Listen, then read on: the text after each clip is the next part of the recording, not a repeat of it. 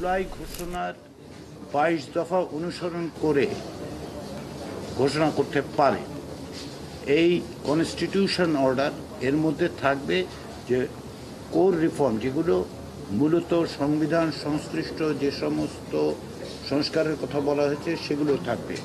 তারা বলছেন যে এই কনস্টিটিউশন অর্ডারটি পরবর্তী সময়ে, অর্থাৎ যেদিন পরবর্তী জাতীয় নির্বাচন অনুষ্ঠিত হবে সে একই সময়ে গণভোট করা যেতে পারে। এবং যেই অর্ডারের কথা তারা বলছেন কনস্টিটিউশন অর্ডার, তার মধ্যে ওই গণভোটের বিধানটি অন্তর্ভুক্ত থাকতে পারে। তৃতীয় যেটা তারা বলছেন যে এই যে কনস্টিটিউশন অর্ডার সেটা ইমিডিয়েটলি ইফেক্টিভ হবে যখন এটা ঘোষণা করা হবে, তবে গণভোটের মধ্য দিয়ে যখন জনগণের সম্মতি পাওয়া যাবে তখন থেকে এটাকে ভ্যালিডেটেড বলে মনে করা হবে এবং রেট্রোস্পেক্টিভলি অর্থাৎ যখন থেকে আইনটা করা হয়েছে তখন থেকে তার বাস্তবায়ন বিবেচনা করা হবে। এই প্রস্তাবটি আমাদেরকে বিশেষজ্ঞ প্যানেল দিয়েছেন যে এটা আমরা বিবেচনা করতে পারি এবং আমরা যে সুপারিশগুলো পাঠাবো সরকারের কাছে তার মধ্যে এটি একটি সুপারিশ হতে পারে। এটা সর্বসম্মতভাবে আমাদের বিশেষজ্ঞ প্যানেল আমাদেরকে দিয়েছেন।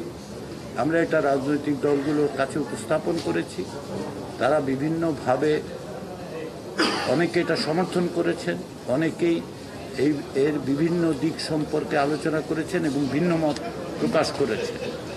আগের যে সমস্ত প্রস্তাব ছিল সেগুলো নিয়েও আলোচনা হয়েছে। বিশেষ করে সংবিধানের 106 অনুচ্ছেদ ব্যবহার করে সুপ্রিম কোর্টের কাছে মতামত চাওয়া যেতে পারে এরকম মত এসেছে। আমরা এই মতামতগুলোর পাশাপাশি রাজনৈতিক দলগুলোর কাছ থেকে এক ধরনের অনানুষ্ঠানিক অনুরোধও পেয়েছি, সেটা হচ্ছে তারা তাদের নিজেদের মধ্যে আলাপ আলোচনা করে এক জায়গায় আসার চেষ্টা করছেন। সেই রকম সমস্ত বিবেচনায় আজকে এই সমস্ত প্রস্তাবগুলো রেখেই আমরা আমাদের এই বৈঠক মুলতবি করেছি। আমরা রাজনৈতিক দলগুলোকে কিছুটা সময় দিতে চাই, যেটা তারা অনুরোধ করেছেন, যাতে পারস্পরিক আলাপ আলোচনার মধ্য দিয়ে বিকল্পগুলো কমিয়ে আনতে পারে। আমরা চাই আমাদের পক্ষ থেকে, ঐকমত্য কমিশনের পক্ষ থেকে সরকারকে একাধিক বিকল্প পদ্ধতি সুপারিশ করতে। সেজন্য এখন যেটা আছে প্রায় 6টির মতো আছে রাজনৈতিক দলগুলোর কাছ থেকে, আর এখন বিশেষজ্ঞ প্যানেলের কাছ থেকে একটি আমাদের হাতে আছে।